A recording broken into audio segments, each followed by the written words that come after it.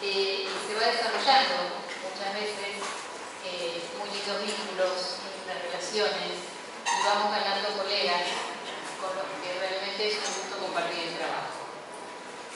Y bueno, Meli es una de esas personas.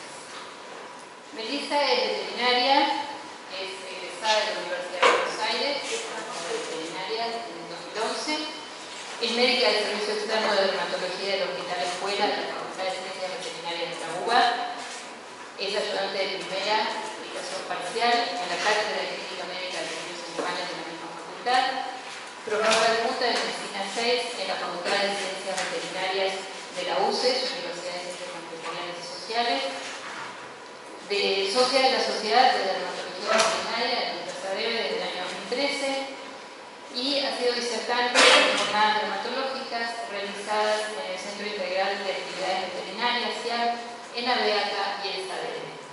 Tiene publicaciones en congresos y revistas en el país, internacionales en el área de la dermatología veterinaria. Y bueno, uno de sus temas de interés son las otitis, así que nos va a hablar en su primera charla de otitis externa. Bueno, buenos días a todos. Mi nombre es Melissa López, como Andrea me presentó. Antes de empezar, quería agradecer a la comisión directiva por haberme convocado y a todos ustedes que están acá escuchándome, rodeada de colegas, rodeada de amigos, así que muy feliz. Bueno, el tema que elegí hoy para contarles es el de otitis, ¿sí? La charla la dividí en dos charlas, una de otitis externa y después del break vamos a hablar de otitis media. Y elegí este tema porque es un motivo de consulta muy común en la clínica y además es un motivo, una causa muy común de derivación al dermatólogo. Y muchas veces los veterinarios se sienten frustrados a tratar estas otitis que son recidivantes, que vuelven a aparecer, que no terminan de resolver, y esto es porque no se encuentra la causa de base de la misma, que es lo que vamos a charlar hoy. Bueno, acá les traje un diagrama anatómico de cómo está ubicado el oído, tanto en perros como en gatos, ¿sí? Y acá en más detalle vemos el oído a la izquierda de perros y a la derecha de gatos. El oído está compuesto por el pabellón auricular, como se ve ahí. Luego ingresa el conducto auditivo, ¿sí?, externo, donde tenemos una porción que es la porción horizontal, una porción vertical, y ahí se forma un ángulo de 90 grados generalmente en los perros. En cambio, en los gatos, como ven en el otro dibujo, este ángulo no es tan marcado. Esa es una de las primeras diferencias entre gatos y perros. Luego de este conducto auditivo, llegamos al tímpano, ahí, ¿sí? Y el tímpano nos divide el oído externo del oído medio. Esta es la bulla timpánica, que es una cavidad llena de aire. Yo siempre cuando hablo con los tutores les explico que es como si fuese una nuez llena de aire, ¿sí?, para que se lo imaginen. Otra diferencia entre perros y gatos es que los gatos tienen este tabique que divide a la bulla timpánica en la porción ventral y la porción dorsal. Es una de las únicas especies que tiene este tabique que las divide, y hay dos pequeños orificios que unen estas dos partes de la bulla timpánica. Este es un diagrama preparado, donde yo lo que les quiero mostrar son los cartílagos, ¿sí?, que forman el oído. Tenemos el cartílago auricular, que es el que forma el pabellón auricular, ingresa dentro del oído como un embudo y se adhiere o articula con el cartílago anular. El cartílago anular forma la primera parte del conducto, de la porción horizontal del conducto auditivo, y se une o se adhiere al hueso petroso del temporal, siendo que la última parte es ósea. Dentro del oído nosotros lo que tenemos es piel, ¿sí? La piel del cuerpo se invagina dentro del oído, y por eso es que las patologías que normalmente vemos en la piel están reflejadas en el oído, porque tenemos el mismo tejido. El conducto auditivo desemboca o termina en el tímpano y acá tenemos la bulla timpánica. Esta es una imagen vista con un otoscopio del tímpano. Este es el tímpano de un perro, donde normalmente tenemos pelos en la entrada, esto es normal, y el tímpano tiene dos partes. Por arriba, donde está la flecha azul, tenemos la parte flácida, que es la que está irrigada, ¿sí? Y por debajo tenemos la parte tensa, que es una membrana muy finita, que es translúcida y que nos permite ver, como ven, calculo que lo ven bien, el hueso, este huesito, que es el manubrio del martillo, que es uno de los huesitos de la audición. Este es una foto de un perro porque este manubrio está en forma de coma. Para saber si la foto que vemos es de un perro o un gato, ¿sí?, nos basamos en la forma del manubrio. Y para saber si es el oído derecho o el oído izquierdo, siempre vemos que el manubrio apunta hacia rostral. Entonces, este es un oído derecho. Voy a dar algunas definiciones, ¿sí? Las otitis pueden ser laterales o unilaterales. Cuando hablamos de una otitis unilateral, generalmente la asociamos a un cuerpo extraño, a una otitis media, a un tumor dentro de ese oído. En cambio, cuando hablamos de una otitis bilateral, hablamos de una enfermedad sistémica que la esté generando. Por ejemplo, un hipotiroidismo, por ejemplo, un paciente alérgico. Las otitis pueden ser sépticas o asépticas. En general, la mayoría de ellas empiezan siendo asépticas, donde hay un proceso inflamatorio y luego se genera un microclima dentro de ese conducto auditivo que hace que las bacterias o las levaduras empiecen a sobrecrecer. La otitis puede ser externa o media, como recién les mostraba, si está afectando el conducto auditivo y el pabellón auricular, o si está afectando el oído medio. Y las otitis pueden ser agudas o crónicas. Se considera que una otitis es crónica cuando ya pasa 3 meses de la aparición del proceso, ¿sí?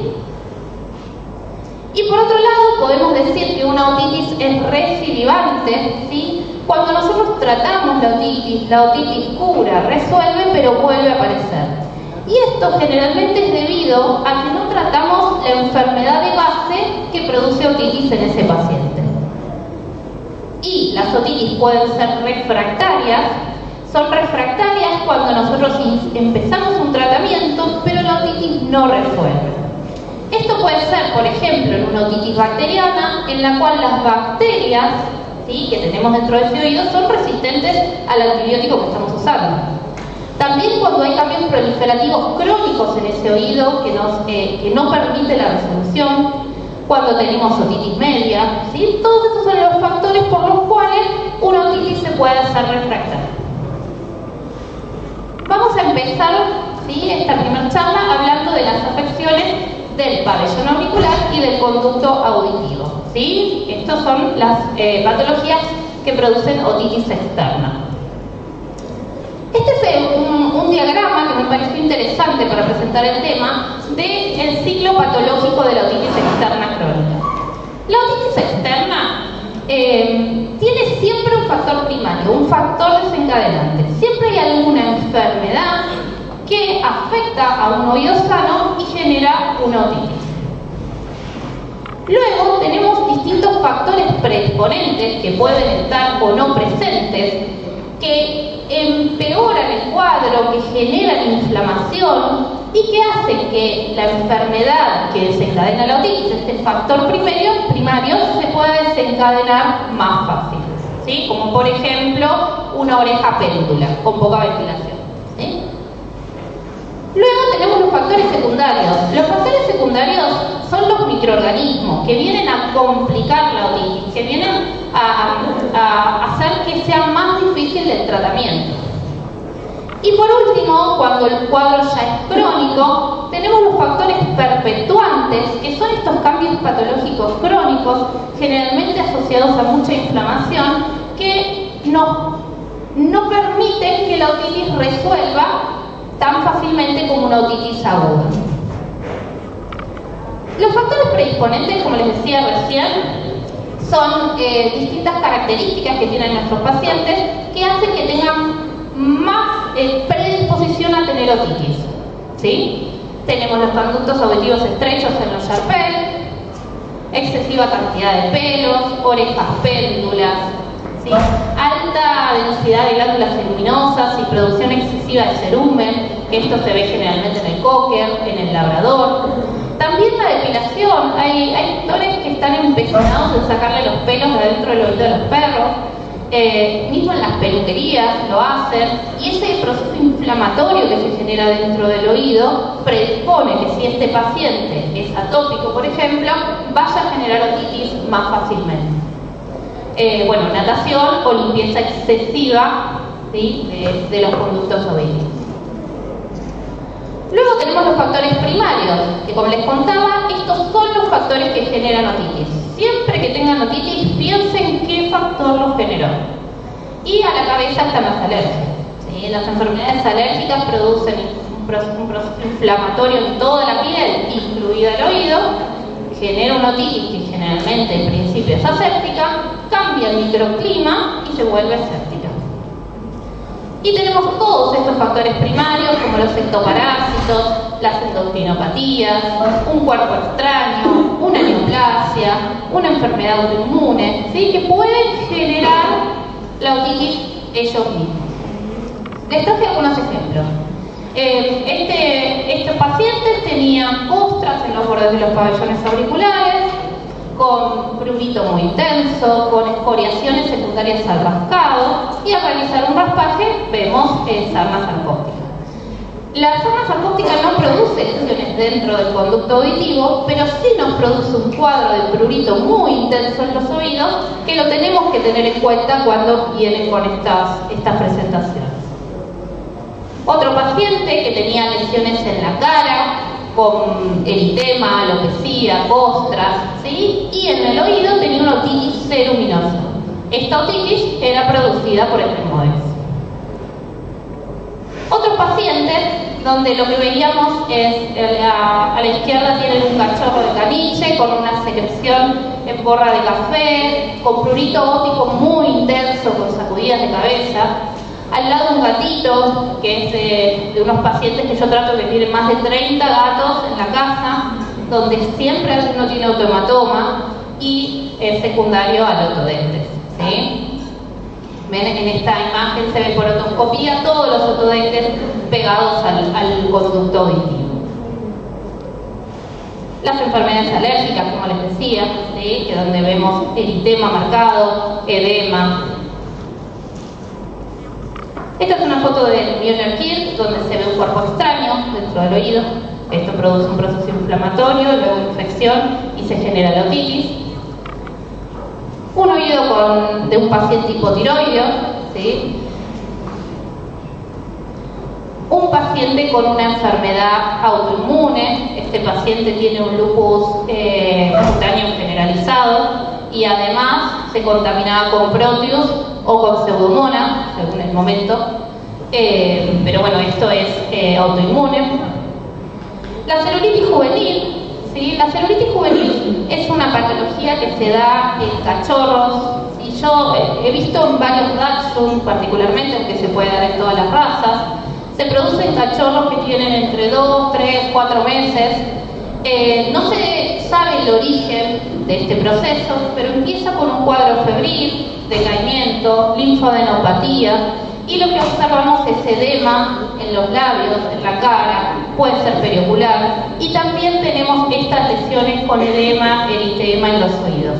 Estas lesiones particularmente son muy dolorosas, por lo que yo no realizo ningún tratamiento en el oído hasta no haber controlado el cuadro en general, ¿sí? La celulitis juvenil se trata con corticoides a dosis inmunosupresora, y una vez que el oído está mejor, ahí me fijo si hay alguna contaminación secundaria como para tratarlo.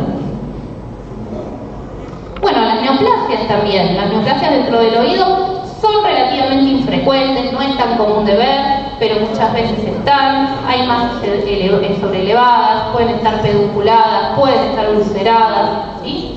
Y los tejidos que están asociados a los tumores de oído son las glándulas ceruminosas, las glándulas sebáceas, el hueso o el cartílago dentro del oído, aunque no es lo más común, ¿sí? En general se ven tumores asociados a las glándulas ceruminosas y sebáceas. Y los signos clínicos que vemos cuando hay una neoplasia es secreción de mal olor, porque generalmente se contamina con bacilos, hay pruritos, hay dolor. Acá les puse las neoplasias que pueden aparecer. Tenemos dentro de los benignos los pólipos inflamatorios, puede haber papiloma, tumor de células basales, adenomas de glándulas ceruminosas. Y dentro de los malignos tenemos adenocarcinoma de glándulas ceruminosas. En mi experiencia, los que yo más veo son los adenomas y adenocarcinomas de glándulas ceruminosas. Pero bueno, podemos encontrar varios tumores dentro del oído. En general, estos tumores no producen metástasis, pero son localmente invasivos. Y los malignos pueden atravesar el cartílago, pueden afectar el hueso y pueden producir un cuadro realmente severo. Bueno, acá les traje una fotito. Esto es un adenoma dentro del oído de un mestizo de labrador. Acá unas fotitos por otoscopía, un carcinoma complejo de glándulas apócrinas y un adenoma de células ceruminosas. Y las reacciones adversas a fármacos, ¿sí? Es una foto que me prestó o me regaló, no sé, el doctor Alejandro Blanco, en las cuales vemos este tipo de lesiones, que seguramente tenía mucho dolor este paciente, con pruritos, ¿sí? Secundarios al uso de 5-fluorouracilo. Bueno, vimos los factores primarios, ¿sí? Que son los que generan la otitis. Ahora vamos a ver los factores secundarios. Los factores secundarios son estos microorganismos que vienen a colonizar ese oído, ¿sí? Vienen a sobrecrecer por las distintas condiciones que se generaron por el factor primario que produjo la otitis. Las levaduras son muy comunes de ver. Malassezia pachydermatis es la que vemos generalmente. Se encuentra en un 62% de los casos, ¿sí? Estos números son de distintos autores, pero me parece que coincide con lo que vemos en la clínica y muchas veces está combinado con estafilococos. La causa primaria más común son las enfermedades alérgicas, sin duda, ¿sí? Luego tenemos las bacterias, ¿sí? Dentro de las bacterias lo que vemos muchas veces son cocos, en el 95% de los casos. Hay que recordar que el Staphylococcus pseudointermedius es un habitante normal del oído, ¿sí? Que si nosotros hacemos un cultivo en un paciente sano lo vamos a encontrar. Es un habitante normal, pero con este cambio en el hábitat, ¿sí? En el microclima dentro de ese oído, va a empezar a sobrecrecer.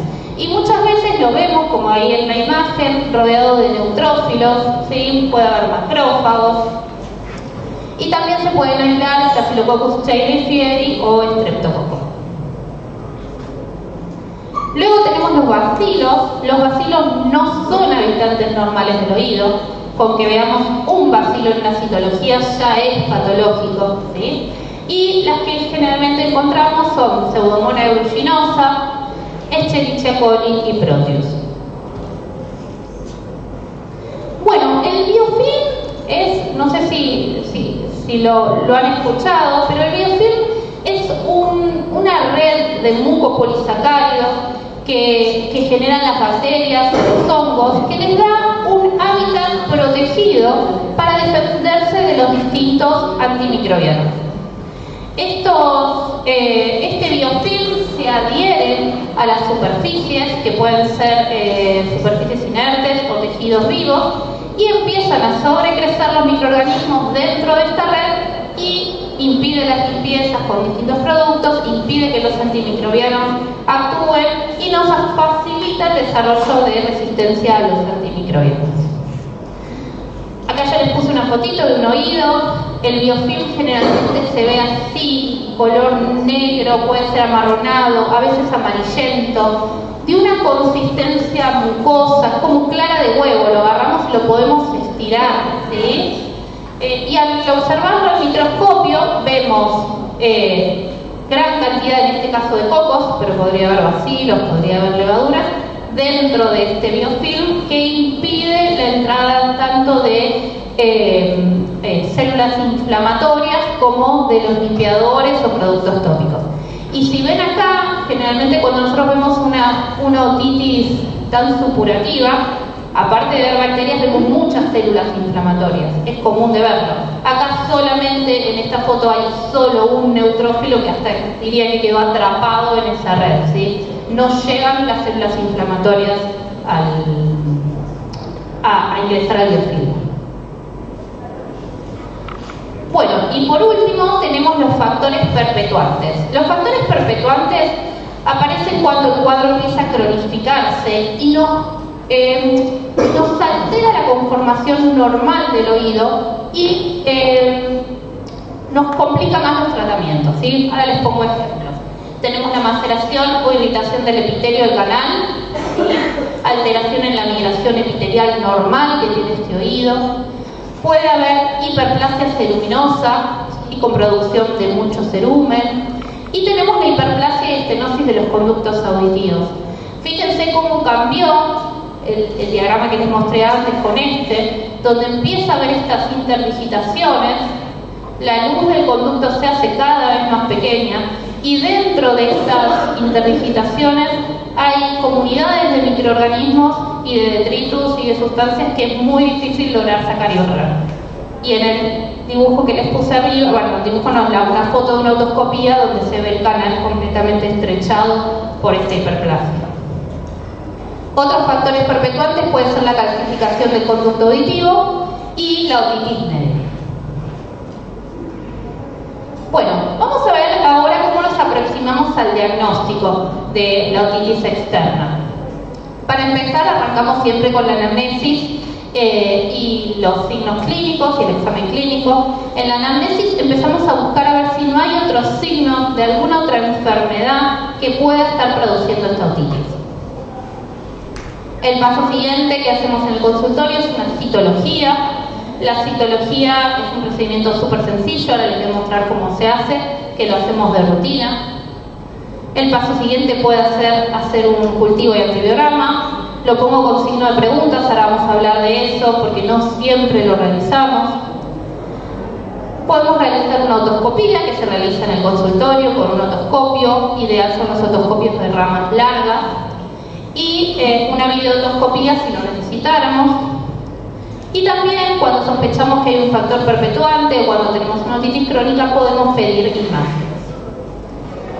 En el examen clínico en los oídos de un perro tenemos 4 posibilidades en general, ¿sí?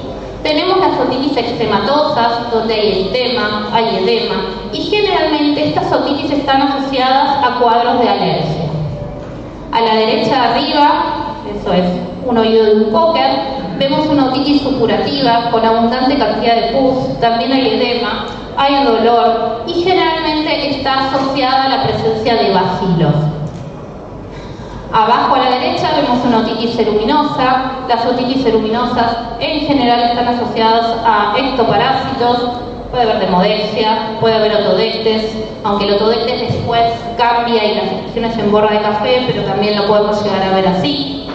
Y abajo a la izquierda tenemos un cuadro mucho más crónico, con una otitis proliferativa, que seguramente en sus inicios fue eczematosa y después por estos cambios que yo les contaba, se transforma en ese oído que es muy difícil de controlar y tratar. Entonces la citología es un procedimiento sumamente sencillo que se realiza en el consultorio con un hisopo, lo colocamos luego en un portaobjeto y en principio lo miramos al microscopio Fintellier. Al mirarlo al microscopio vemos si hay presencia de algún ectoparásito. Luego hacemos una tinción que puede ser Giemsa o T15, en donde observamos la presencia de microorganismos. Yo siempre recalco que la citología es un procedimiento sumamente sencillo, un procedimiento económico que se puede hacer en el consultorio y que nos da muchos datos del tratamiento que vamos a instaurar de ahora en más. Bueno, con respecto al cultivo antibiótico bacteriano y antibiograma. No digo que no se use, sí se usa a veces en otitis externa, ahora les voy a mostrar en qué casos los usamos. Nos orienta, ¿sí?, sobre las bacterias que tiene este paciente, pero hay que tener en cuenta que la sensibilidad o el antibiograma no siempre lo tenemos en cuenta cuando tomamos la decisión de dar un antibiótico. ¿Por qué es esto? Les voy a poner un ejemplo. Vamos a suponer que nuestro paciente tiene una Escherichia coli, realizamos un antibiograma y nos dice que es resistente a la enrofloxacina, por decir cualquier ejemplo. Entonces, ¿qué significa eso? Significa que si yo a este paciente le doy enrofloxacina por boca, se distribuye en el cuerpo, llega al oído y no va a poder controlar la infección. Pero ¿qué pasa? En veterinaria tenemos, en dermatología, la ventaja de que tanto en la piel como en los oídos podemos usar productos tópicos. Y los antibióticos que usamos en forma tópica, llegamos a concentraciones, la concentración inhibitoria mínima, 100 o 1000 veces superior a lo que nos dice el resultado de ese antibiograma, ¿sí? Entonces, capaz, en ese caso, ese paciente con una Escherichia coli, si nosotros le ponemos localmente la enrofloxacina, lo vamos a curar, ¿sí? No digo que sean todos los casos, pero hay que tener en cuenta esto. Los cortes de STIM están pensados para medicaciones que se dan en forma sistémica, no en forma tópica. ¿Se entendió? ¿Sí? Bien. Bueno, cuando sí hacemos un cultivo, cuando tenemos otitis crónicas muy severas en las cuales hacemos citología y hay bacilos, hay siempre que indicarlo. Cuando hay otitis media, sí se indica un antibiograma, lo vamos a ver en la próxima charla. Cuando este paciente ya ha tenido multiresistencias, ahí tenemos que hacer un antibiograma. Cuando empezamos un tratamiento empírico, ¿sí?, es realizado de forma correcta por el tutor, pero a los 15, 20 días vemos que no está funcionando, bueno, ahí sí deberíamos realizar. Bueno, las imágenes en general para otitis externa se usan muy poco, ¿sí?, cuando hay una otitis media, pero a veces que las podemos indicar. La radiografía es el procedimiento. Es un procedimiento muy sencillo, muy económico y que no requiere sedación para poder observar los oídos. Lo que nosotros queremos ver muchas veces es si hay mineralización o calcificación de los conductos auditivos y también nos sirve para observar las bullas timpánicas. Tenemos de ahora. No escucha, ¿no?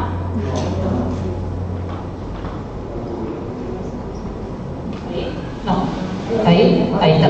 Bien, tenemos la ecografía. Yo sinceramente no tengo experiencia en ecografía. Vi varios trabajos hoy en día que hablan de ecografías de bullas timpánicas. Dicen que se puede ver muy bien si hay líquido o no dentro de las bullas timpánicas.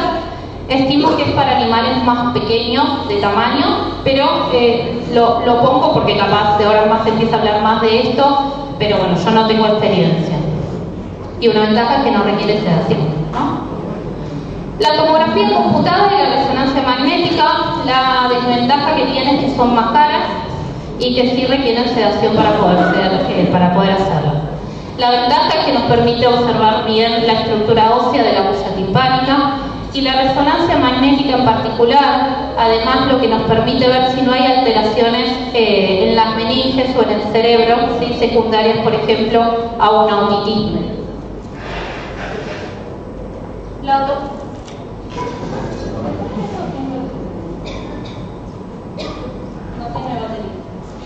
¿Sigo? La otoscopía es un procedimiento, como les contaba, que se realiza en el consultorio. Utilizamos las otoscopias convencionales, pero lo ideal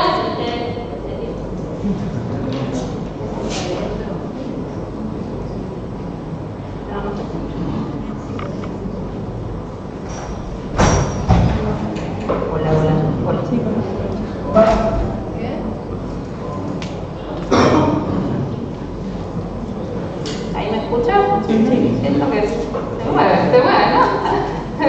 Bueno,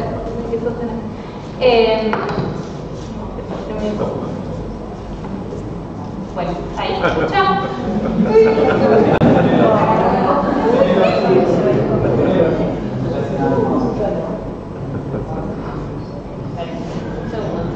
Para ponerle misterio. Bueno, les contaba de los otoscopios.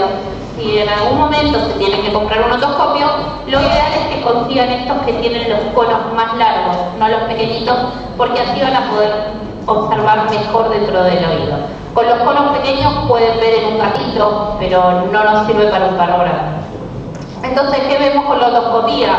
El diámetro del conducto auditivo, ver la cantidad y tipo de exudado, ver si hay pólipo, ver si hay tumores, ver si hay úlceras.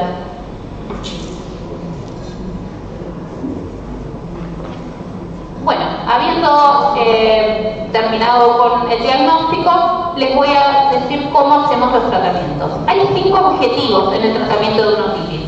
Por un lado, de retirar todos los detritus y exudados que hay dentro del oído, resolver las molestias y dolores, eliminar la infección, si lo hubiese, tanto del oído externo como el oído medio, revertir los cambios patológicos crónicos, que hay veces que se pueden revertir y hay veces que no es posible, y identificar y tratar la causa primaria. Porque si nosotros tratamos la otitis, el perro está perfecto y se va a su casa y el perro tenía una alergia, a los 2 meses va a volver con esta misma otitis. Bueno, el lavaje óptico en algunos pacientes hay que realizarlo sí o sí, yo diría, ¿sí? En estos pacientes donde hay muchos detritus, hay aparte de inflamación, hay bacterias, hay ácidos grasos libres, cuerpos extraños, todo este ambiente genera que los microorganismos empiecen a sobrecrecer. Además, al realizar una limpieza de estos oídos, proporcionamos mayor comodidad a los pacientes y mejor efectividad de los fármacos. Hay algunos fármacos como los aminoglucósidos o la polimicina B que en presencia de tanto exudado, de tanta secreción, no actúan. Entonces, bueno, en estos casos hay que hacer un lavaje. El lavaje también se puede hacer bajo anestesia. Bajo anestesia muchas veces logramos... Ahí está. Con los lavajes logramos una mejor observación, es más fácil la maniobra, ¿sí? Y se pueden retirar cuerpos extraños, tomar muestras o cultivos. Siempre indico, antes de realizar una limpieza del oído, la vaya a hacer el tutor, la vayamos a hacer nosotros, tener en cuenta si no hay mucho dolor, mucha inflamación. Piensen que estos procesos muchas veces están ulcerados y duelen. Entonces, indicamos algún tratamiento antiinflamatorio previo o analgésico. Yo de rutina, antes de hacer estas limpiezas, utilizo prednisolona, 1 o 2 miligramos kilo cada 24 horas. Hay veces que lo combino con dipirona, a veces lo combino con tramadol, según el paciente. Y una vez, me lleva 2 o 3 días, ¿no? Una vez que esté un poco más confortable, ahí poder hacer los procedimientos. Las técnicas de lavaje se pueden hacer de 2 modos. Con el paciente despierto o con el paciente anestesiado. Para hacerlo con el paciente despierto hablamos lo que se llama una higiene del conducto auditivo. La técnica manual es con una jeringa, ¿sí? Con solución fisiológica o con agua, puede ser tibia, siempre productos tibios, no muy fríos, se colocan dentro del oído y la idea es que ese movimiento arrastre los exudados, los detritus y los saque para afuera. También se puede realizar con una perita de goma. Instilamos adentro del oído la solución que decidamos, esto se mueve dentro del oído y por arrastre va saliendo solución. Eso deberíamos hacerlo hasta que deje de salir tanto exudado. Y cuando se realiza la limpieza del oído, también realizar una limpieza por fuera, todos esos pelos apelmazados, más que nada los cocker, que son todo el pelo y el pelo de la cara se mancha, todo eso deberíamos limpiar porque eso está lleno de bacterias, ¿sí? La técnica de lavaje también se puede hacer con el paciente sedado, ¿sí? Hay pacientes que están muy doloridos y son indóciles, que lo tenemos que hacer de este modo. Tenemos 2 formas, con el otoscopio convencional, como les mostré,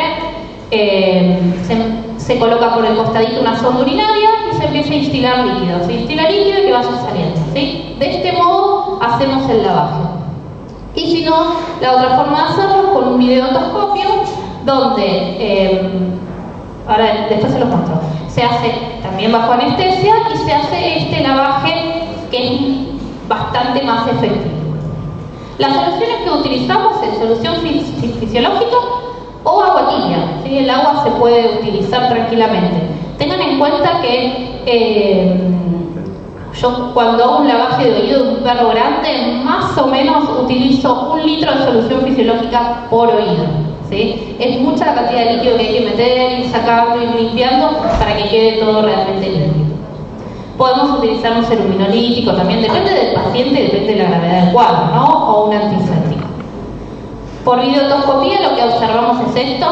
Fíjense cómo hay abundante cantidad de pus, de sudado. Podemos ver una imagen nítida en tiempo real en un monitor. Tiene un canal de trabajo donde se pueden insertar pinzas para sacar distintos cuerpos extraños, detritus, pelos. Y se coloca una sonda urinaria donde con un sistema bajo presión se instila líquido. Hay varios sistemas, uno se llama Waterpik, que ingresa líquido a presión, y el otoscopio tiene la posibilidad de conectar por otro canal de trabajo una manguerita que va a una bomba. Entonces ingresa líquido y sale líquido constantemente. Y con ese barrido logramos hacer una limpieza del oído. Una vez que hicimos la limpieza del oído, podemos intentar evaluar la membrana timpánica. Este es un equipo de otoscopía, ¿sí? Donde tenemos monitor. Esto es un equipo Carl Storr, es una marca, es un equipo especial para ingresar y sacar líquido al mismo tiempo a presión. Tenemos las distintas pinzas y hay 2 tipos de otoscopio. Tenemos el otoscopio corto y el otoscopio que es más largo. Este otoscopio es muy finito y nos permite llegar hasta el fondo del oído, en un perro de tamaño grande o hasta de un gatito, ¿sí? El diámetro es muy pequeño. Bueno, vamos a empezar ahora entonces con la terapia que vamos a indicar nosotros. La terapia puede ser tópica o sistémica. La terapia tópica la indicamos siempre en un paciente con otitis externa. Es la indicación, hacer tratamientos tópicos. Ahora vamos a ver las excepciones en las cuales usamos tratamientos sistémicos. Siempre tengan en cuenta, como les contaba hace un ratito, que las concentraciones de productos que nosotros vamos a utilizar en el oído es mucho mayor que si se lo damos por vía oral o inyectado, ¿sí? Y el volumen que tenemos que instilar dentro del oído, a mí lo que me gusta es decirle a los tutores que tengan una jeringa, que midan la cantidad y se lo pongan en el oído. Porque hay veces que con la cantidad de gotas que el perro se mueve, a veces no es tan sencillo. Entonces, en un paciente pequeño, 0,3 a 0,5 mililitros dentro del oído. En un paciente grande, 1 mililitro, o en un paciente gigante puede ser 1,5 mililitros, según el producto que usemos. Pero siempre les digo que lo midan y es hasta más fácil para ellos colocar la jeringa dentro del oído. La terapia sistémica la realizamos cuando el tratamiento tópico solo no está funcionando, cuando los tutores no lo pueden realizar por una indocilidad del paciente o porque realmente tiene mucho dolor. También cuando hay cambios proliferativos crónicos en los cuales tenemos que agregar medicación por vía oral, y cuando hay otitis media siempre hay que realizar terapias sistémicas. Los limpiadores óticos los utilizamos 1 o 2 veces por día. Empezamos cuando empiezan los tratamientos, y luego en un mantenimiento puede ser 1 o 2 veces por semana. Y esto lo que hace es que los productos tópicos que vayamos a utilizar, antimicóticos, antibióticos, actúen, sean más eficaces, ¿sí? Eliminamos residuos, material purulento. Y algo que yo siempre recalco es que nosotros le tenemos que enseñar a los tutores cómo hacer la limpieza del oído, ¿sí? Es común que metan algodón, que metan gasa, que metan el dedo, que metan una pinza, ¿sí? Entonces, que instilen el líquido dentro del oído, masajeen suavemente el conducto, dejen que el paciente se sacuda la cabeza y después por fuera limpiar con algún papel suave, tipo papel tisú, pero no ingresar dentro del oído, porque lo único que hacemos es meter la secreción más al fondo, ¿sí? Es una técnica que que también se ven en las veterinarias, intentar con un algodón, con una pinza, limpiar o con un hisopo dentro del oído. Eso no hay que hacerlo, porque lo que hacemos es meter la secreción más para adentro y generarle dolor, y muchas veces úlceras. Los limpiadores de oídos, tenemos agentes secantes, agentes antisépticos, seluminolíticos, va a depender del paciente qué tipo de otitis tenga, cuál vamos a indicar. Antibióticos, ¿sí? Antibióticos podemos utilizar un tratamiento tópico o un tratamiento sistémico. El antibiótico decidimos utilizarlo si en la citología vemos bacterias. Si hacemos una citología y solamente hay levadura, no tendría sentido utilizar un producto antibiótico. Los antibióticos, hay como muchas clasificaciones en oído, no terminan de ponerse de acuerdo bien cuál habría que usar primero. Pero desde esto me parece que queda un poquito claro cuáles son los de primera línea que podríamos utilizar en una otitis en forma empírica, y los de segunda y tercera línea los utilizamos cuando hay un cultivo que nos avale el uso. Y después el tratamiento sistémico lo definimos según el cultivo y antibiograma. No digo que no se puede usar un antibiótico de forma empírica, sí, porque es más, a veces los utilizamos, pero si podemos en el mientras tanto ir haciendo un cultivo, cuando tenemos el resultado decidimos qué antibiótico usar. La enrofloxacina, particularmente todas las quinolonas, se están intentando no usar, ¿sí?, reservándonos esos antibióticos para casos más severos. Cuando hay bacilos funcionan muy bien en líneas generales, pero bueno, ahí va a depender la citología que ustedes hicieron para determinar el antibiótico que van a utilizar. Antifúngicos, lo paso medio rápido porque en realidad es sencillo. Hay muchos productos tópicos que tienen antifúngicos, que funcionan todos muy bien. Por suerte no hay tanta resistencia de las levaduras a los antifúngicos, por eso que cualquiera de ellos funciona en líneas generales bien, y en algunos casos podemos utilizar tratamiento sistémico como el ketoconazol, el itraconazol o la terdinafina. En general yo utilizo un tratamiento sistémico cuando el paciente tiene otros signos, una dermatitis por levaduras, por ejemplo, o el conducto auditivo realmente en un cuadro muy severo. Si no, en líneas generales no utilizo tratamiento sistémico. Bueno, acaricidas, tópicos, ivermectina, mitral, fipronil, albendazol, muchos productos tópicos lo contienen. Y sistémico, la realidad es que las isoxazolinas son tan efectivas y tan seguras que creo que hoy es mi primera opción siempre, ¿sí? Aunque están descritos otros productos que pudiesen funcionar. Con respecto a los glucocorticoides, tenemos distintos glucocorticoides. Ahí les puse un cuadrito de la potencia, ¿sí? Porque a veces yo también no me acuerdo cuál era más potente que el otro. Este es el orden de potencia. Los glucocorticoides nos desinflaman el oído, a la vez calman el dolor, ¿sí?, calman el prurito, ¿sí?, la hinchazón, y más que nada yo creo que nos ayudan a que el paciente no esté tan molesto para luego poder colocar un tratamiento tópico.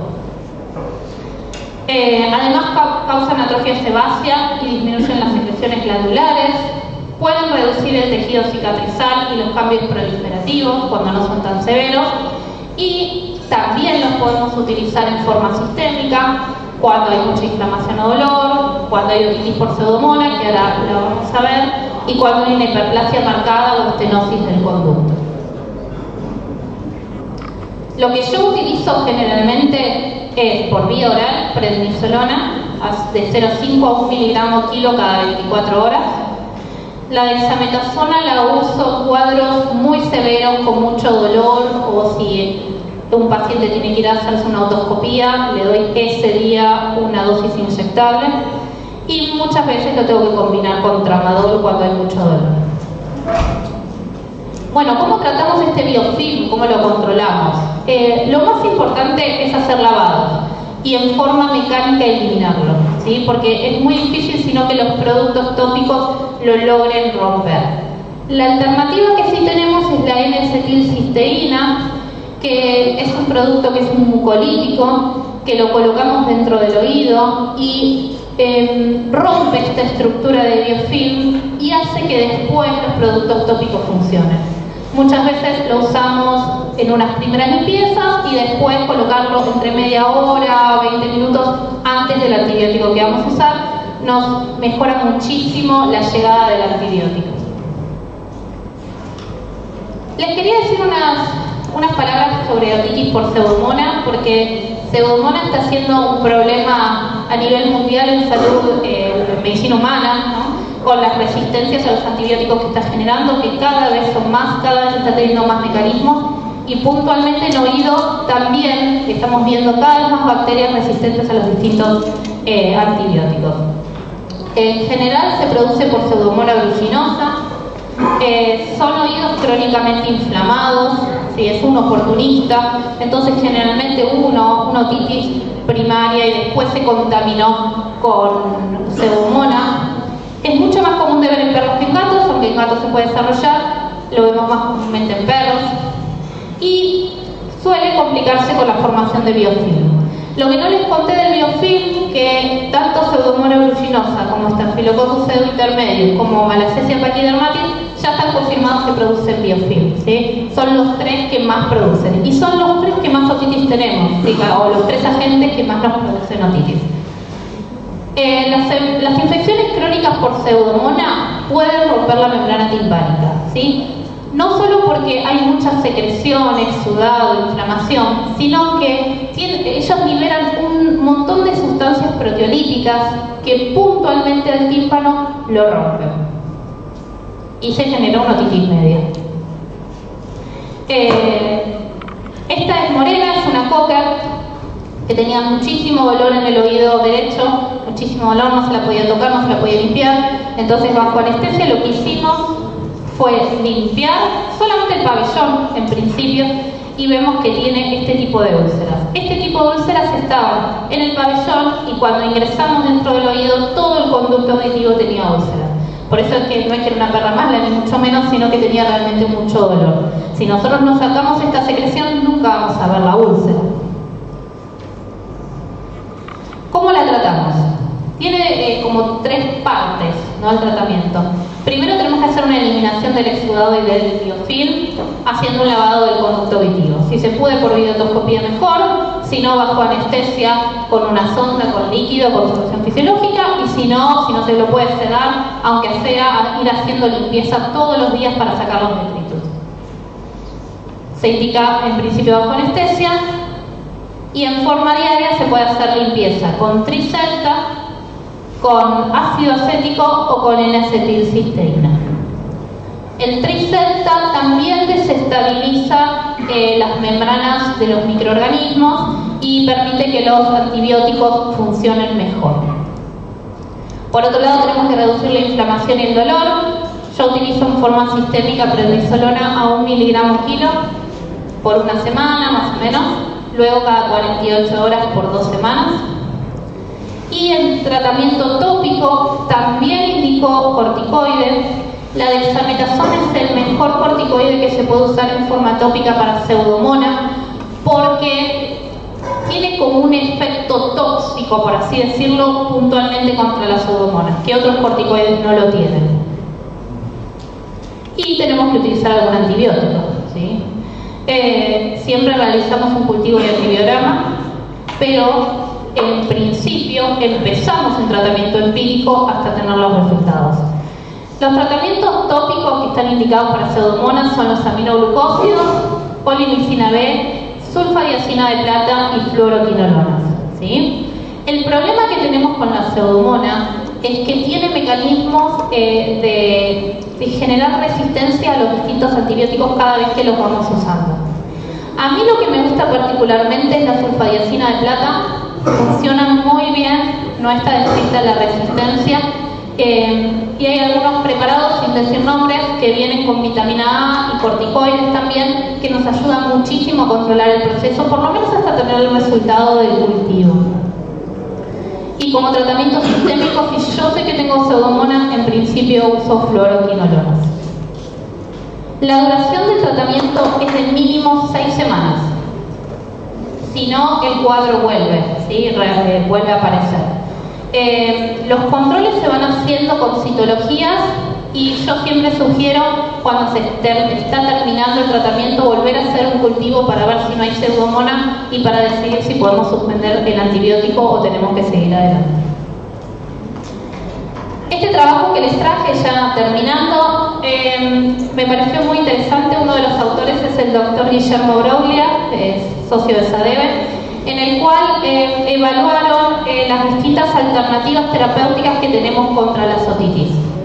¿Por qué se está evaluando esto? Porque las bacterias cada vez están haciendo más resistentes a los antibióticos, entonces antes de quedarnos sin alternativas para tratar una otitis, se están empezando a probar distintos productos. Todo lo que les voy a contar ahora están en vías de investigación, ¿sí? Tenemos los aceites esenciales, ¿sí? Por ejemplo, el tomillo, el orégano, la maleduca, el ternofilia. ¿Qué pasa? Las distintas plantas producen sustancias que son antimicrobianas, normales para que los microbios no las ataquen. Entonces se está intentando buscar cuáles son estas sustancias para luego poder usarlas en el oído. Y están teniendo muy buenos resultados con aceites esenciales. La miel de grado médico, que es una miel especial esterilizada, también se sabe que tiene un efecto antimicrobiano. No sé cómo debe quedar un oído lleno de miel, pero bueno, yo les transmito ciencia, ¿no?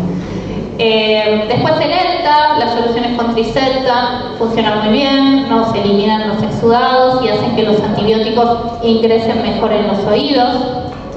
Inhibición del quorum sensing. El quorum sensing es un sistema que tienen las bacterias, y Pseudomonas está confirmado, en el cual se comunican entre ellas por medio de mediadores químicos. Esta comunicación que tienen entre bacterias hace que generen resistencia a los distintos antibióticos. Entonces se está intentando inhibir esa comunicación entre bacterias. Y también terapias con bacteriófagos, esto recién se está probando, que son virus que actúan directamente contra las bacterias y no contra los mamíferos. Esta es una perrita de 6 años que vino a consulta con prurito crónico de 5 años o 5 años y medio, no se acordaban bien. Nunca había sido tratada, más que algún corticoide alguna vez, y estos eran los oídos de palmas. Estos oídos los podemos mejorar, vamos a indicar un tratamiento, pero realmente no existe posibilidad de que vuelva a ser un oído normal. Fíjense, después de un mes de corticoide mejoró notablemente, pero este oído ya tiene cambios proliferativos, los cuales la otitis va a estar en forma crónica, no los vamos a poder resolver. Y acá dos fotitos que me compartió la doctora Andrea Wolver, en donde vemos estos cuadros crónicos con esta hiperplasia.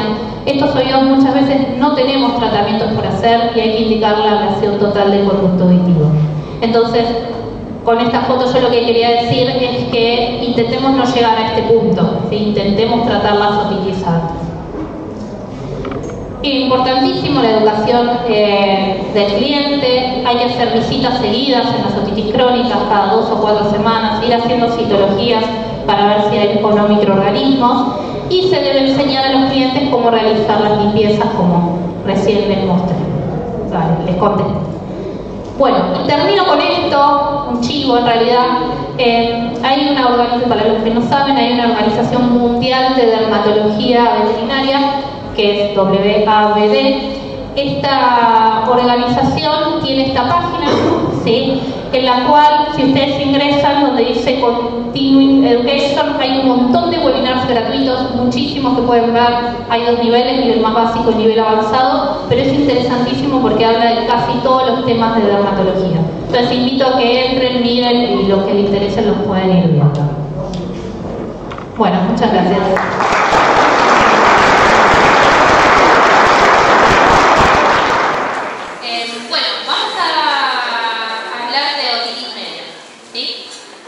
¿Cómo la vamos a abordar? Vamos a empezar distinta esta charla. Les voy a contar un caso. Esta es una gatita común europeo, hembra, castrada de 8 años de edad, se llama Samantha. Con respecto a la anamnesis, en noviembre de 2022 comenzó con nistagmo muy marcado al principio. y la cabeza ladeada hacia el lado izquierdo. Le realizaron tratamiento con glucocorticoides, desapareció el nistagmo, pero continuaba con el ladeo de cabeza. En diciembre de 2022 realizó una consulta con una neuróloga porque el nistagmo había vuelto. No era constante, sí, aparecía 2 o 3 días y se iba, eso era lo extraño, y tenía el ladeo de cabeza. Su neuróloga le indicó amoxicilina con ácido clavulánico por 30 días y le mandó a hacer una resonancia magnética en donde se vio una imagen compatible con una otitis crónica media y una poliposis, ¿sí? Un pólipo dentro del oído. Yo la atendí por primera vez en junio de 2023, continuaba con el ladeo de cabeza y durante el año durante en realidad esos 6 meses, había tenido en varias oportunidades nistagmo y no estaba tomando ninguna medicación en este momento. Se le realizó un chequeo de sangre que dio normal, BIS y BILEF negativo, ecocardiograma y electrocardiograma normales, y algo característico, o lo que ella siempre me contaba, que ella nunca tuvo secreción en el oído izquierdo. Acá hay un videito de Samantha, ¿sí? Ven que tiene el ladeo hacia el lado izquierdo. Entonces la pregunta es: ¿cuál es el tratamiento indicado? ¿Cuáles son los pasos a seguir en esta área? En ese momento, en el momento del video, no tenía nistagmo, pero lo hacía cada vez más seguido. Bueno, vamos a avanzar con la clase y al final vamos a ver qué tratamiento le indiqué a Samantha. Las patologías que vamos a ver ahora son las relacionadas con el oído medio. El oído medio incluye la bulla timpánica, la membrana timpánica y la tuba auditiva. A la izquierda nuevamente de perro, a la derecha de gato.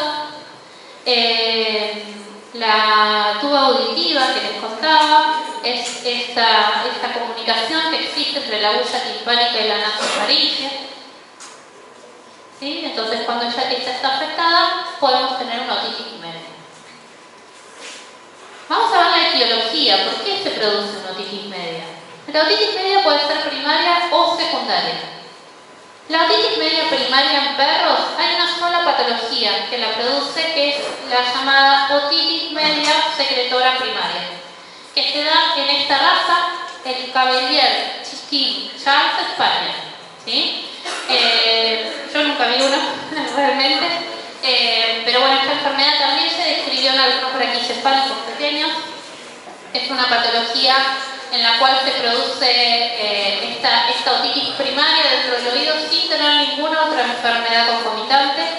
Comienza entre los 3, 4, 5 años de vida y tiene signos como si tuviese una otitis externa, sin tenerla realmente. Tiene pruritos, sacude la cabeza, ladea la cabeza para ese lado.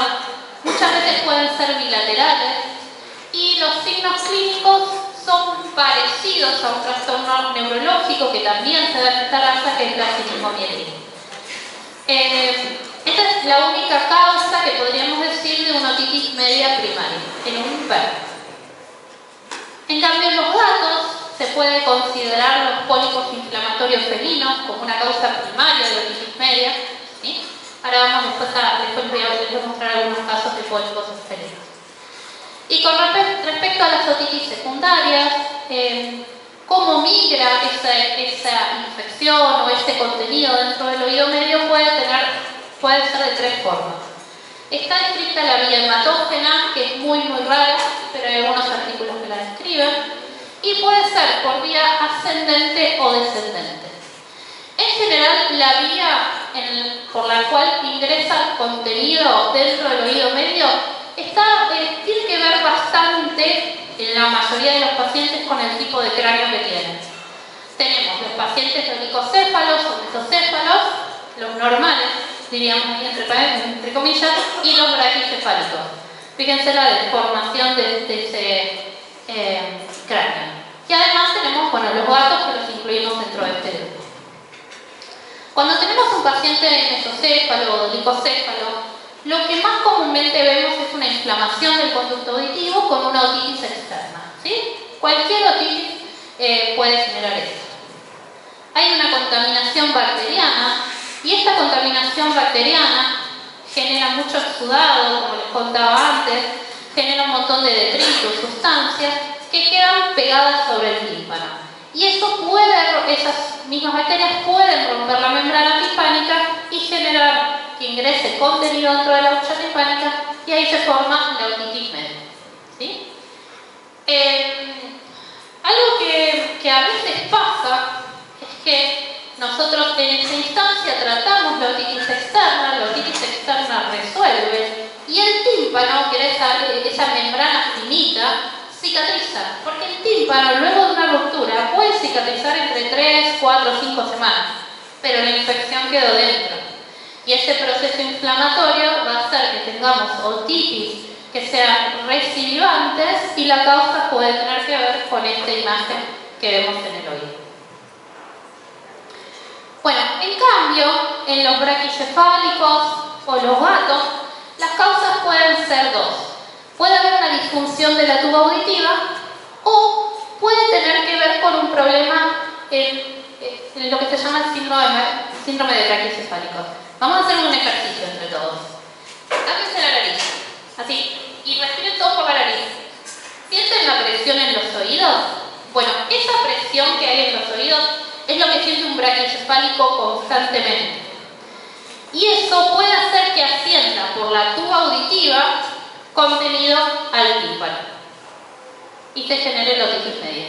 Fíjense que en este caso el conducto auditivo y el pabellón auricular están normales, porque ahí no hay infección.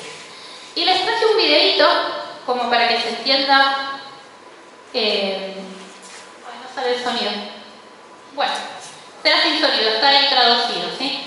Este video me pareció interesante porque muestra cómo se generan las otitis en los niños y la otitis media en los niños, y es muy parecido al proceso como se genera en los gatos y también en algunos braquicefálicos.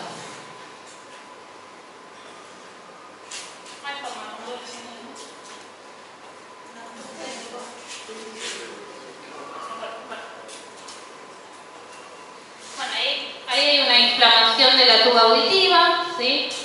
Fíjense que cuando hay una diferencia de presión en el aire fuera del oído, cada vez que los gatos, perros o los niños abren y cierran la boca o bostezan, esta tuba auditiva se abre y se alivian las presiones que hay dentro del oído medio. También, si hay una acumulación de líquido por medio de la tuba auditiva, puede salir por la nasofaringe. Pero cuando hay alguna enfermedad respiratoria, como es muy común ver en los gatos, ¿sí? Enfermedades respiratorias altas, e inflamación de la tuba auditiva, ese contenido que tiene dentro del oído medio se puede infectar, causando dolor o puede producir fiebre. Ingresan las bacterias dentro del oído medio y de este modo se genera la otitis media, produciendo fiebre, disminución del apetito, dolor e irritabilidad. No sé si han visto a un niño con este tipo de otitis a repetición, se ponen muy fastidiosos, mucho dolor, fiebre, muy molestos, y eso mismo les puede pasar a los perros o gatos, ¿sí? Bueno, con respecto a los braquicefálicos, para complicarlo un poquito más, este es mi perro, tengo un braquicefálico, sépanlo, todavía no tuvo otitis. Cuando nosotros miramos con un otoscopio dentro del oído, en todos los perros o gatos vemos el tímpano, como les mostré las imágenes en la charla anterior. Pero en un braquicefálico eso es lo que vemos, ¿sí? No se llega a ver el tímpano. ¿Qué pasa? El tímpano está, pero ¿dónde? Bueno, en este estudio, que les había mostrado, lo que se observó es que el síndrome de braquicefálicos también produce una deformación acá en el hueso petroso, que hace que sea más estrecho el conducto. Entonces, en esta zona se acumula, el epitelio está muy juntito y forma un canal que es muy finito, del tamaño, imagínense, de una sonda urinaria, a veces hasta más chiquitito. Cuando los braquicefálicos tienen alguna otitis externa, es muy común que se acumule contenido acá, puede ingresar al oído, pero el oído medio nos queda como separado del oído externo y es muy difícil que lleguemos con tratamientos a esa zona. Entonces, un gran porcentaje de los braquicefálicos tienen esta malformación en el hueso que complica los tratamientos. Puede exacerbar procesos inflamatorios preexistentes en el conducto auditivo, como la dermatitis atópica, y sabemos que cerca del 75% de los bulldogs francés son atópicos, entonces hay más complicaciones por este lado, y se produce una falta en la autolimpieza, acumulación de secreciones, pelos, ¿sí? Y aparición de otitis externa.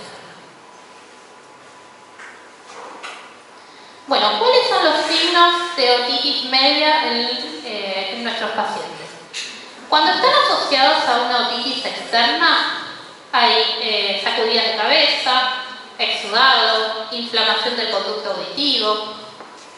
Y lo que podemos observar, si están afectados los nervios que pasan sobre la huella timpánica, es el síndrome de Horner. Ahí les puse una imagen. En el síndrome de Horner vemos ptosis palpebral, miosis en oftalmo y protrusión del tercer párpado. También podemos ver una parálisis del nervio facial, ¿sí? Asociada al nervio facial. Podemos tener una queratoconjuntivitis seca secundaria a esta alteración neurológica, disminución de la audición, porque esta bulla timpánica, al estar llena de un contenido líquido o mucoso, no permite que pasen bien las vibraciones y se genere y puedan escuchar. Y esto del dolor de mandíbula y molestia para masticar, esto particularmente los vi en los bulldogs franceses, ¿sí? Que tienen mucha molestia con esta otitis media y les cuesta masticar. Y al manejar una buena analgesia vuelven a comer mejor, ¿sí? Tienen dolor muy intenso. Bueno, acá les puse una imagen de una parálisis facial y esto, la cironecteria, que tiene que ver con un trastorno neurológico, seguramente de este oído, tienen una afección neurológica por una otitis media, y acá ven esta hiperkeratosis que se genera solamente de ese lado, tiene que ver con este trastorno. Muchas veces cuando tenemos una otitis media se complica aún más y podemos tener signos de otitis interna, ¿sí? Ahí ya el cuadro es más severo y tenemos afecciones del nervio vestíbulo coclear, hay pérdida auditiva y hay signos de enfermedad vestibular periférica, como el ladeo de cabeza, es uno de ellos. Tengan en cuenta que cuando hay una otitis media también tienen ladeo de cabeza, pero el ladeo de cabeza es por dolor o molestia. ¿Sí? Si ellos quieren, pueden acomodar la cabeza sin problema. Pero cuando tenemos una otitis interna, el ladeo de cabeza tiene que ver con esta alteración o afección del nervio vestíbulo coclear.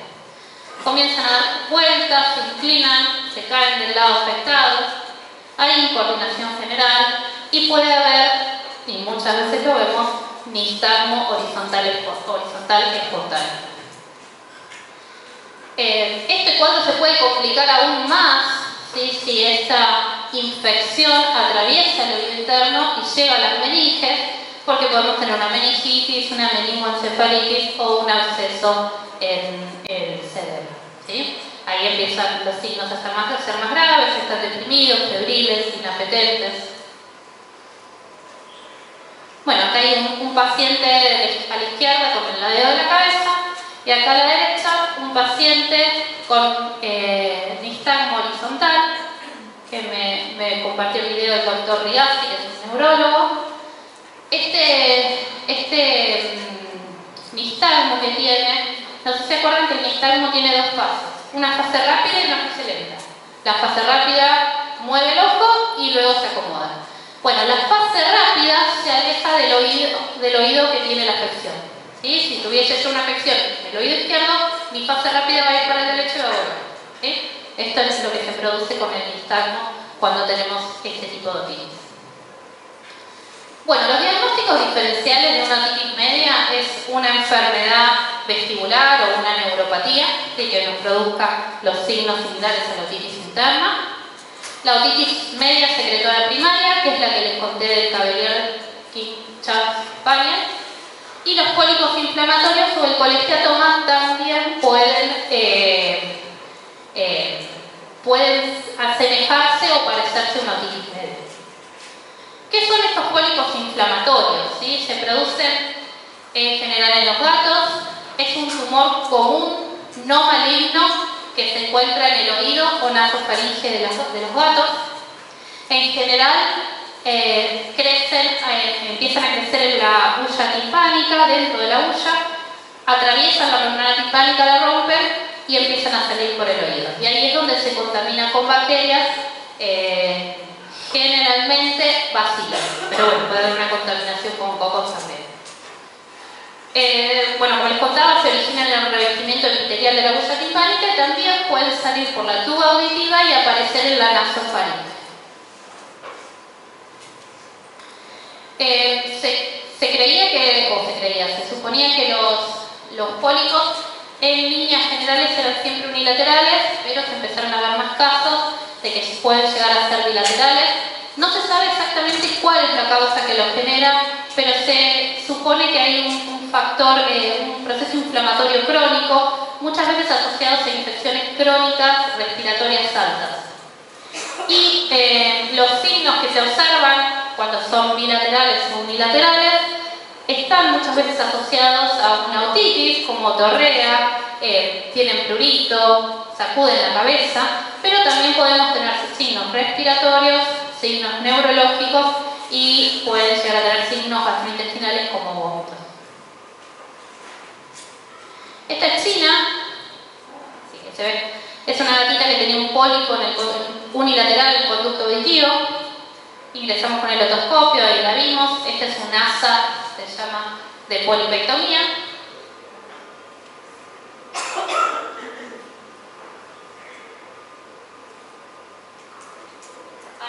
Ahí cuando se cierra el asa ven que viene pus desde abajo, ¿sí? Esta pus viene desde el oído medio y ahí se llega a la base del pólipo y se extrae. Y cuando lo vemos, este es el tamaño del pólipo que tenía en el oído. Esto lleva bastantes meses de evolución, ¿sí? Como para llegar a esta instancia. Pero en un principio son asintomáticos, ¿sí? Bien, además de este pólipo tenía una otitis media, las dos cosas. Bien, los diagnósticos diferenciales de los pólipos inflamatorios son tumores, otro tipo, un tumor maligno, por ejemplo, o otitis media. Y el diagnóstico se realiza por tomografía, resonancia, por radiografía también se pueden detectar, y si no por videotoscopía, como les mostré recién en el video. La histopatología, cuando se realiza, se observa un estroma fibrovascular inflamado, revestido por epitelio columnar, escamoso, cuboideo y o pseudoestratificado. Y los pólipos no pueden ser tratados médicamente, ¿sí? Hay que extirparlos quirúrgicamente. Se puede hacer con estaza, se puede llegar a hacer una cirugía haciendo una ablación total del conducto auditivo, pero muchas veces cuando uno los extirpa y después realiza una terapia tópica con corticoide por mucho tiempo, por más que pueden volver a salir, claro que sí, en general se controla bien y las tasas de recidiva no son tan altas, utilizando corticoides luego en el oído. Y con respecto a los perros, se evaluó en este trabajo, eran 20 perros en los cuales se habían remitido muestras para histopatología con este mismo tipo de pólipo que clínicamente se los veía igual, pero la diferencia entre perros y gatos es que en general los pólipos, aunque pueden generarse dentro de la hulla timpánica, también pueden generarse en el conducto auditivo, ¿sí? Yo las veces que he visto pólipos y no les sé explicar por qué, generalmente los vi en bulldog francés y detrás del pólipo había una otitis media con el tímpano intacto. No termino de entender por qué se forma el pólipo y la otitis media juntas. Yo calculo que tiene que haber un proceso inflamatorio que permite el desarrollo de este pólipo.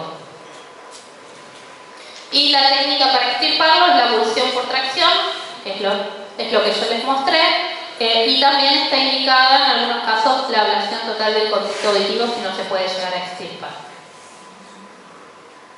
Este es rojo, bueno, este es el oído de rojo, donde vimos un pólipo, este es un bulldog francés, lo extirpamos con el asa y ahí tienen el pólipo que tenía en el oído. El otro diagnóstico diferencial de otitis media es el colesteatoma o tímpanokeratoma también. Esto es una enfermedad grave, ¿sí? Se produce en las personas, se produce en los perros, en gatos se puede ver, pero es sumamente raro. Y lo que se forma es un quiste epidermoide dentro del oído medio que está compuesto por restos de queratina rodeados por un epitelio escamoso. Son bastante destructivos porque empiezan a crecer dentro del oído medio y empiezan a producir lisis ósea, y ahora van a ver unas imágenes cómo destruye literalmente todo el oído. El diagnóstico es por radiografía, por tomografía o por resonancia. Y con la videotoscopía podemos llegar a ver estos colesteatomas. Acá está la histopatología, donde se ve ese epitelio que lo rodea, y en el centro tenemos la queratina. Bueno, este diagramita lo hice yo.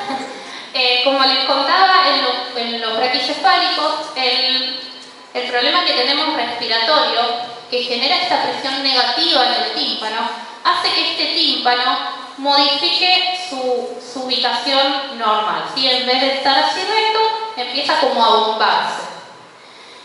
¿Qué pasa? Hay epitelio del conducto auditivo que ingresa dentro de la bulla timpánica y empieza a liberar queratina, y empieza a crecer dentro de la bulla. Libera un poco de queratina, y esta queratina empieza a crecer, empieza a desarrollarse, tiene un lugar muy cómodo para empezar a desarrollarse ese epitelio y a crecer, entonces termina produciendo la lisis del hueso. Esta es una de las teorías, realmente no se sabe exactamente la causa, en personas también se produce y es una enfermedad grave en personas. Fíjense, acá en esta imagen, este es un oído normal, ¿sí? Ven que la bulla timpánica tiene aire adentro. Esto es un oído ocupado, pero totalmente destruido, ¿sí? El tratamiento en el caso inicial, cuando se puede detectar, enseguida que se detecta, la indicación es sacar el oído, la ablación total del conducto y la trepanación de la bulla timpánica. Pero, ¿qué pasa? Esta patología es muy recidivante, porque muchas veces no se logra la trepanación total de la bulla timpánica. Entonces, pasa un tiempo, pasan unos meses, años, en realidad más años, y vuelve a aparecer. Y también cuando tenemos estos casos así tan severos, es imposible sacar todo ese contenido, sacar el hueso, ¿sí? Entonces, en algunos casos, en realidad se está trabajando en esto, hay varios grupos que hacen videotoscopía y están trabajando en hacer un tratamiento médico conservador, ¿sí? Lo que se hace es que ingresa por el oído, se intenta sacar todo ese contenido y luego se hace una terapia crónica con corticoides, como para que mantengan más bien blando todo ese contenido, y cada tanto tiempo tienen que repetir los lavajes porque vuelve a crecer, ¿sí? Pero bueno, eso es en lo que se está trabajando. En gatos hay muy poquitos casos publicados. Este se publicó hace muy poco, no me lo fecha, 2023 creo que era, sí. En donde se describieron colesteatoma en 2 gatos que se diagnosticó por videotoscopía. Porque si ustedes ven esta imagen, este es un oído normal, este es un oído con contenido, esto tranquilamente podría ser una otitis media o podría ser un pólipo. Entonces, por videotoscopía se ingresó, se vio el contenido, que es así amarillento, puede ser marrón, parduzco, y este es el contenido que se saca dentro del oído. ¿Sí? Bueno, vamos a enfocarnos ahora en el diagnóstico de la otitis media. El diagnóstico comienza, como siempre, con la anamnesis y los síntomas clínicos. Los síntomas clínicos son los que les conté recién. Y tenemos distintas imágenes y procedimientos que podemos hacer para arribar al diagnóstico. Con respecto a la anamnesis y signos clínicos, la reseña en un principio, la anamnesis para saber la evolución, hace cuánto tiene signos clínicos, si tuvo otitis externa o no la tuvo, si tuvo enfermedades respiratorias previas o no, si tiene algún otro signo neurológico y si hay otro signo dermatológico además, si además es un paciente atópico, si además tiene alguna otra afección cutánea. Y qué tratamientos previos se han realizado también es importante para saber la terapia que vamos a seguir. Con respecto al examen clínico, lo que buscamos son los signos clínicos de otitis media, de otitis externa, de otitis interna, todos los signos que estuvimos charlando, y ver la gravedad de los signos. ¿Sí? Hay distintos grados de otitis media, hay pacientes que realmente son asintomáticos y que por una tomografía o por otro motivo se encuentra que tienen una otitis media, y hay pacientes que tienen un cuadro realmente severo con mucho dolor. Hay que tener en cuenta que, volviendo un poco para atrás y pensando en los niños, esto es una patología súper dolorosa, ¿sí? Que cambian hasta el comportamiento de los animales por tener este dolor en el oído. Vamos a ver cómo pedimos las radiografías. ¿Sí? La radiografía es una técnica muy sencilla, económica y que muchas veces se puede hacer con el paciente despierto. La lateral oblicua, que es la que se hace con el paciente despierto, se lo coloca en esta posición y acá, llegan a ver con el puntero, esta es una imagen de una bulla timpánica.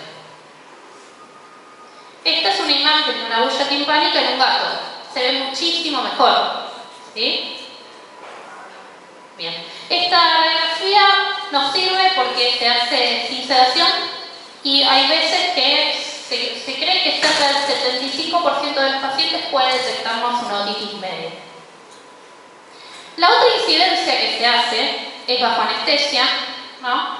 En la cual se abre la boca del paciente, se lo pone mirando para arriba, se inciden en forma perpendicular los rayos y es lo que se llama vista rostro caudal con boca abierta. Que si vemos acá, donde están las flechitas, se observan las dos bullas timpánicas que están normales. Lo ventajoso de esta técnica es que las podemos comparar, las vemos las dos al mismo tiempo y nos da se ven bastante claras. ¿Sí?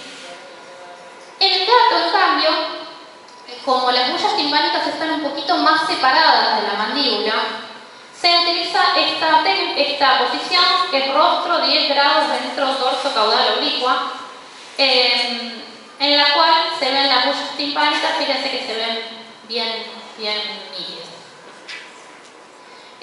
Charlando con radiólogos, ellos me decían que si el gato es un gato tranquilo, tranquilamente la pueden hacer sin sedación. Depende del paciente, ¿no? Pero hay veces que la hacen sin sedación. La que está boca abierta en perro sí o sí es bajo anestesia. Bueno, y acá vemos una bulla patológica, donde vemos que hay contenido dentro de la bulla timpánica, ya está mucho más opaco. En esta radiografía lo que les quería mostrar es que el conducto auditivo de este lado está calcificado, mineralizado, y en este lado está normal. Acá otras radiografías. Arriba vemos una bulla timpánica del perro que está con contenido y esta es la bulla contralateral que está normal. Y en esta otra imagen se ve una bulla timpánica normal con aire dentro de ella y en esta vemos el contenido. Y esto, no miren las flechas, es una foto en realidad oblicua de un braquicefálico, donde les quiero mostrar que no se ve nada. ¿Sí? No sirve la radiografía oblicua para braquicefálicos porque no van a poder detectar nada. ¿Sí? Bueno, esta es una tomografía, ¿sí? Ahora cuando pasamos a estos métodos complementarios, tanto tomografía como resonancia, son mucho más sensibles, se ven muchísimo mejor las estructuras, particularmente en la tomografía podemos ver mejor el hueso. El tema es que son caras y es con el paciente bajo anestesia. De este lado vemos un oído normal y de este lado un oído ocupado por una otitis media. Acá otro oído, donde este es un oído de un gato y lo sé porque tiene el tabique. ¿Ven el tabique que yo les conté antes? Bueno, este gato tiene un pólipo dentro del oído izquierdo. Bien, y hay veces que podemos llegar a ver, aunque la resonancia es más específica, esta foto es una tomografía, esto es una otitis media y acá con contraste se ve que hay una meningitis, ¿sí? Una meningoencefalitis. Este paciente, si nosotros realizamos un tratamiento quirúrgico, hay que tener en cuenta que el postquirúrgico puede llegar a complicarse y por estas lesiones. No siempre tenemos acceso a hacer una tomografía y una resonancia a cada paciente con otitis, claramente que no, pero hay que tener en cuenta que puede haber una meningoencefalitis. Y con la resonancia magnética, la ventaja que vemos es que vemos mejor los tejidos blandos. Este es un golden, donde del lado derecho está la bulla normal, del lado izquierdo la bulla está ocupada, pero además de eso, todo esto que estoy redondeando es un absceso que presentaba, ya fíjense que el conducto auditivo está roto, ¿no? Y se generó un absceso muy grande en esta zona.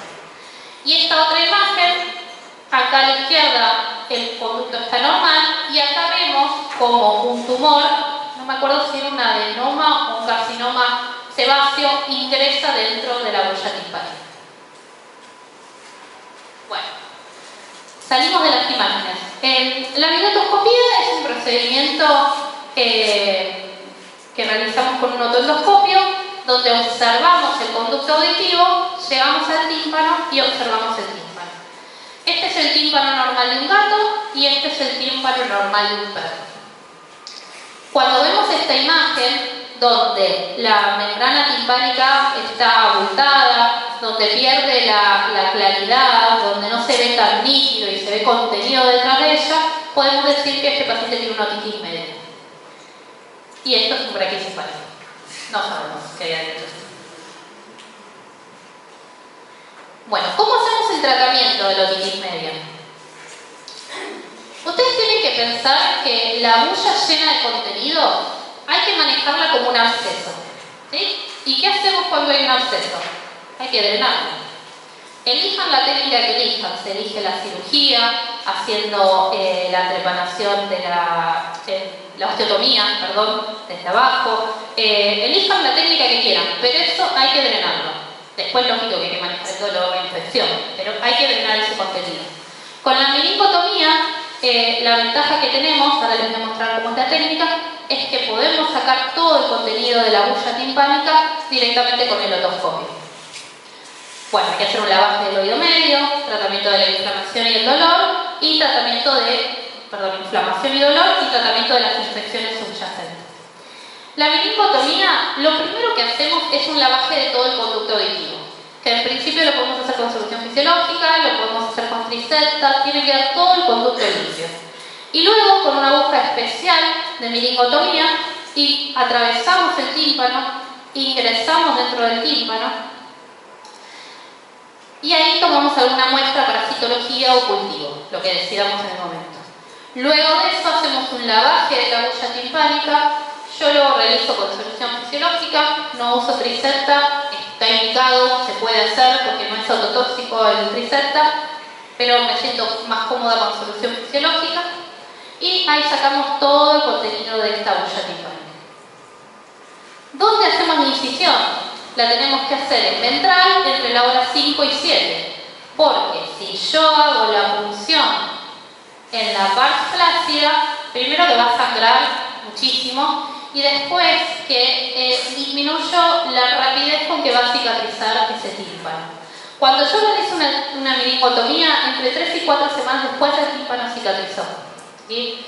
Esto a veces es un problema porque si yo quiero que esté más tiempo abierto este oído, enseguida cicatriza, ¿no? Pero en líneas generales con esto, con esta cicatrización, 3-4 semanas estamos bien. Y acá les traje un videito, ¿sí? Esto es un oído, un tímpano, fíjense que perdió la transparencia normal.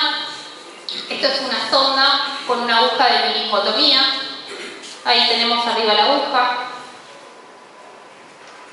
Lo que hacemos es ingresar con la aguja, atravesar el tímpano. Ahora ingresamos la sonda.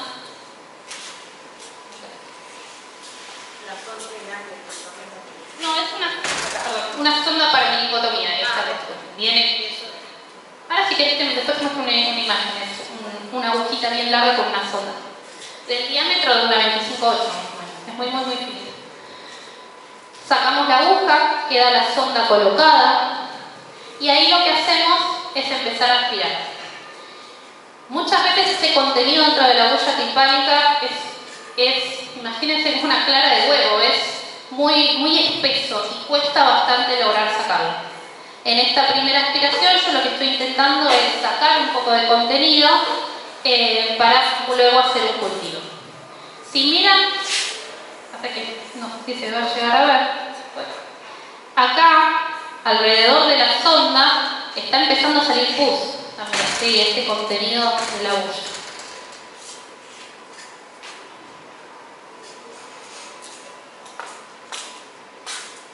Tenía muchísimo contenido esta gatita.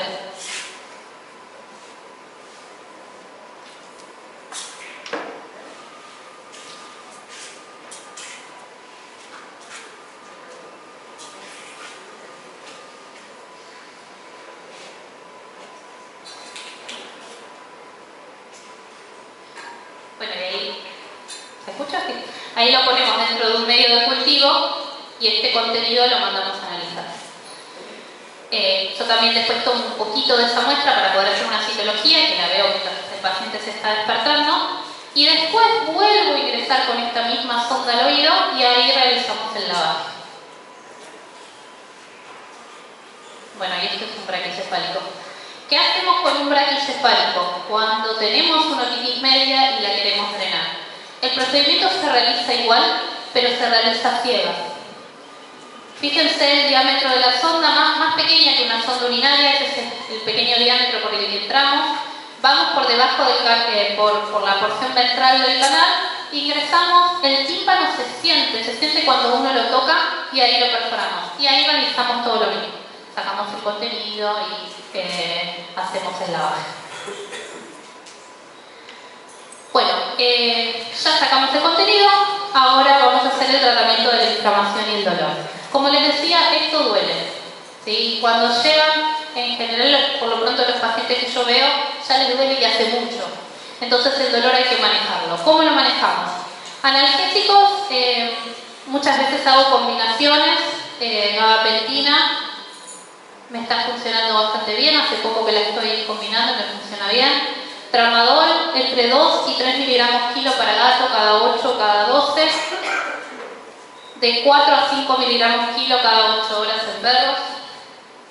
La dipirona nos ayuda muchísimo también. La dosis es 25 miligramos kilo cada 8 o 12 horas. En gatos se puede usar a 15 miligramos kilo también. Y siempre lo combino con un corticoide.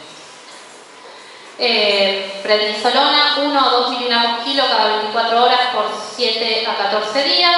Luego un descenso gradual.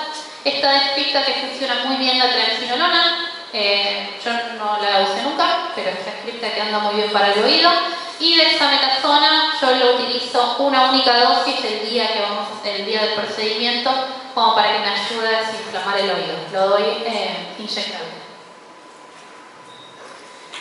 El tratamiento antibiótico, ¿sí? Nosotros tenemos la otitis media, yo les contaba de otitis externa, intentamos no usar tratamiento sistémico, acá sí. Tenemos que usar tratamiento sistémico y tópico. Entonces, yo tomo esta muestra, hago una citología en el momento y según el tipo de bacteria que tenga, que es el antibiótico con el que empiezo, hasta tener el resultado del cultivo. Ahí están las dosis. Una vez que tenemos el resultado del cultivo y seguimos con el antibiótico que estamos usando o decidimos cambiar de antibiótico, tenemos que hacer un tratamiento entre 6 y 12 semanas. ¿Alguien sacando fotos? Ahí.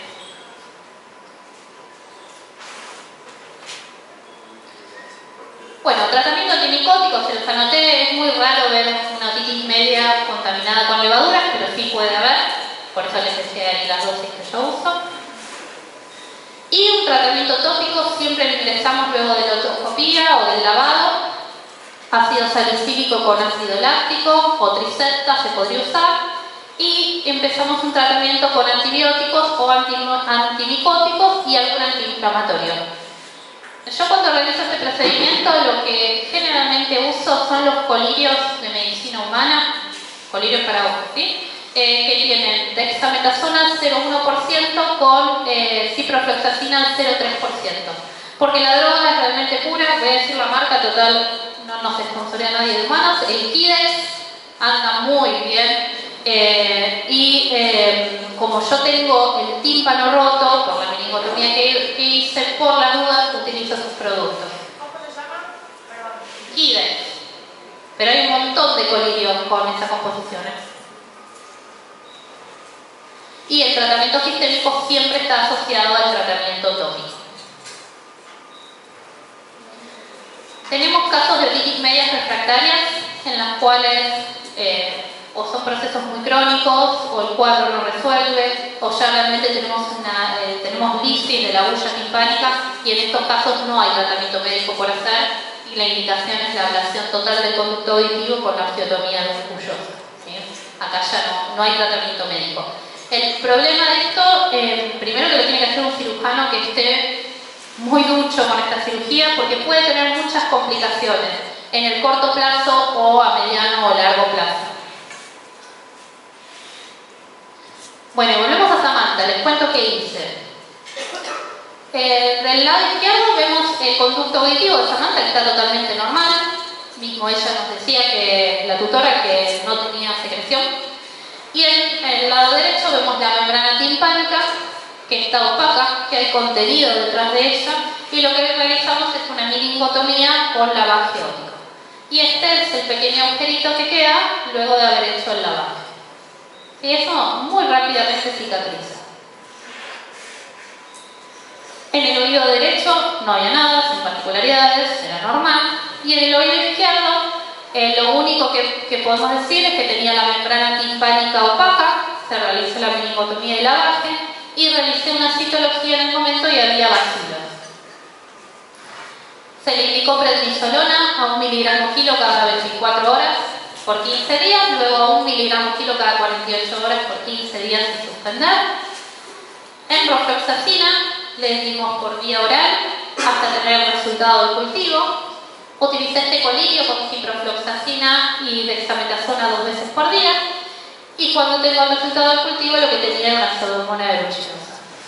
Por suerte, era sensible a las quinolonas, por lo que continuamos con enrofloxacina por 30 días más y colirio en el oído por 15 días más. La llamé hace un mes, le pregunté cómo estaba Samantha, clínicamente estaba normal, el laveo de cabeza lo había mantenido, eso quedó como una secuela, pero no había vuelto a tener ni nistagmo ni ninguna molestia. Bueno, como conclusiones, la otitis media puede generarse como consecuencia de una otitis externa o puede generarse por vía ascendente en braquicefálicos y gatos.